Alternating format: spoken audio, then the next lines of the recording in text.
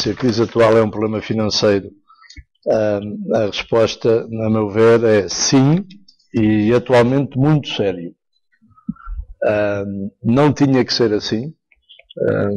Acho que a trajetória deste país e do espaço em que vivemos na Europa, desde 74, nos últimos 40 anos, tem coisas boas e coisas más, mas desde 95 nós fomos caindo num logro. Portanto, desde 1996 até 2009, a produção do país são 170 mil milhões de euros. Portanto, nós passámos de 17 mil milhões de euros de dívida para 180 mil milhões de euros de dívida. Se vocês pensarem o que é alguém que devia 10% do que ganhava num ano e agora deve 110% do que ganha nesse ano, para além de ser muito, começa-se a perceber que isto há um dia que acaba. E quando acaba, há dois efeitos que estão hoje em cima da mesa e que estão a traduzir nos 20% de desemprego dentro de pouco tempo. E nos inquéritos que apontam Portugal como o segundo país mais triste do espaço europeu a seguir à Turquia, porque de facto a perspectiva de continuar a gastar o dinheiro dos outros acabou, que é a de que alguém que me emprestava 10 e depois levava um de juros e ainda me deixava 9, com os outros 10 que eu ganho eu gastava 19. No ano seguinte volta a emprestar 10, leva 2 de juros, com os 10 que eu ganho fica em 18. Só que há um momento que o que empresta diz não te empresto mais, e era por aqui que eu começava, digamos, o meu alerta, a minha intervenção. Nós estamos numa situação que não vai continuar. E agora temos que tentar perceber como é que chegamos a ela e o que é que devemos fazer para mudar. Isto é um país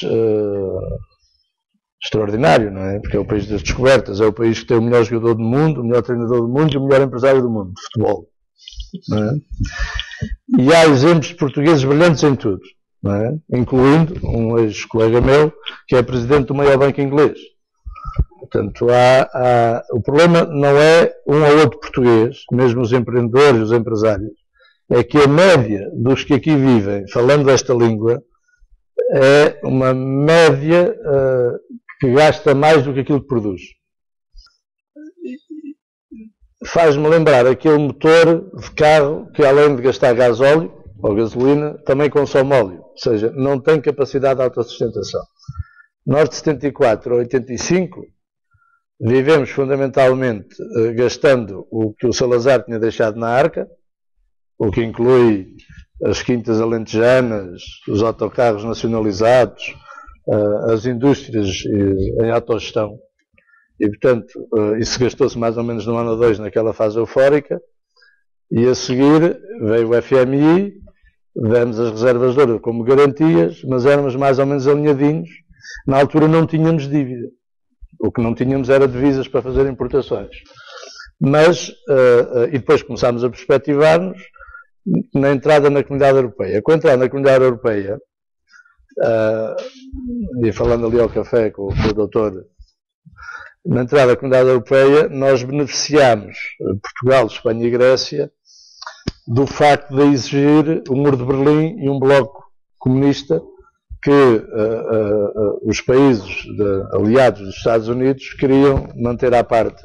E, portanto, tivemos uma fase que eu acho que foi a fase mais positiva do país, que foi a fase em que houve incentivos, 30%, 40% a fundo perdido, para modernizar as produções agrícolas, para fazer fábricas, e, portanto, com esse óleo, com esse empurra, foi a fase, enfim, que se criticou, porque era a fase do betão, que era a fase das indústrias, mas de 85 a 95, emblemático, temos eventualmente a Alta Europa e já na fase final a Expo 98. Com a entrada, com a adesão ao euro, com a moeda única, apareceu uma coisa que mudou completamente o movimento geral da sociedade em Portugal. Foi o acesso a capital barato de quem nunca o teve. Não é? Obviamente que os bancos têm muita culpa em emprestarem dinheiro a gente que, se fosse nos anos 60, vivia à jorna. Há pessoas que nunca podiam ter casa, porque quem vivia à jorna é porque não conseguia esperar um mês pelo ordenado. Já ele era pouco, não tinha capacidade de afogo, mas também tinha pouca capacidade de gestão. Isto não aconteceu só em Portugal. Aconteceu de 1995 para cá. Foi dentro da Europa, os países do Mediterrâneo entregariam aos europeus o bem-estar. Portanto, digamos, a parte de lazer, golfes, praia, ficou entregue à Europa. A parte da criação ficou no centro da Europa. E aquilo que, até essa altura, os países do Sul davam alguma mão de obra barata, incluindo com a imigração, passou a ser atribuído à Europa de Leste e a uma parte que na altura se começaram a chamar os BRIC, Brasil, Rússia, China, Índia e China, onde se usou mão de obra barata para fornecer a indústria com poucas preocupações ambientais. Em 95 eu tive a oportunidade de estar em Hong Kong, Macau e na China, e na altura percebeu-se que fiquei com a ideia de que ia acontecer qualquer coisa importante, porque na fábrica da Rancherox os trabalhadores dormiam em casotas ao lado da fábrica, começavam a trabalhar das 8 às 10 da noite, 7 dias por semana, com um descanso de 3 em 3, ao terceiro domingo de cada mês, ou 3 em 3 domingos, e ganhavam 50 euros e tinham 8 dias de férias, onde cheiravam a pouca força que tinham no jogo do ano chinês. Portanto, nessa altura aqui, nas fábricas da Benedita, os salários não eram de 50 euros. Enfim, na altura 50 euros tinham 10 contos, eram salários de 30, 40, 50, 60 contos. Portanto, de 95 até 2010, 2008, a crise do subprime na América, tem depois um efeito retardado aqui em 2010.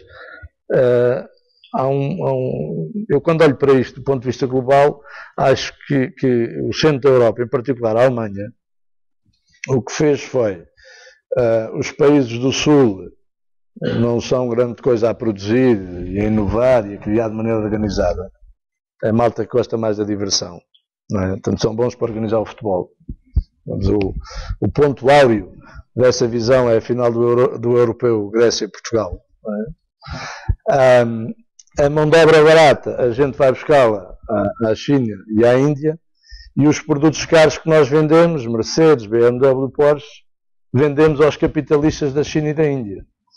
Há bocado estava a perguntar, não sei se alguém sabe, o doutor em princípio já saberá, o número de dirigentes que tem o Partido Comunista Chinês.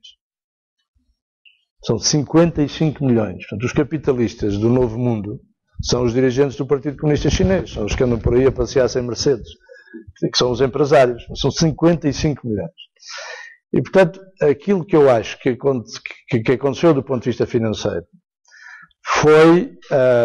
resulta, por um lado, de uma especialização ou de uma distribuição social, geográfica das funções dentro da Europa, em que ao Sul foi assignado o papel do lazer, ao Centro o papel de pensar, e a mão de obra barata estava fora.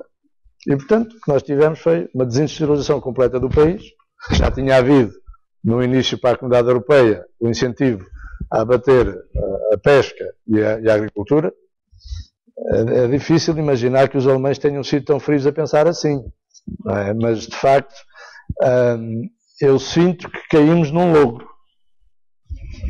Eu sinto que os países do sul da Europa caíram num logro, estimulado pelos alemães, perspectivados por uma visão, vamos chamar assim, socialista da sociedade, de bem-estar social, e empurrados, não é, por um capital barato que, em termos técnicos, dentro do banco, a gente chama a borbulha de liquidez.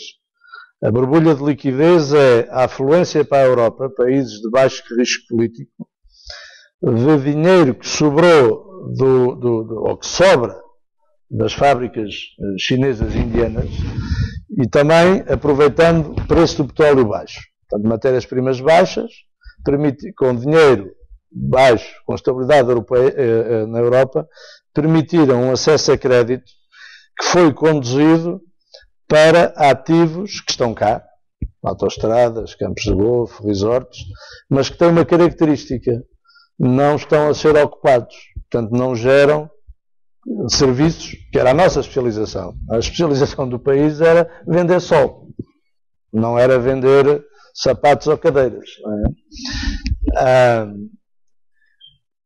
E isto foi ampliado por uma coisa que o Miguel Sousa Tavares, num artigo de setembro de 2010, chamou o estado fatal.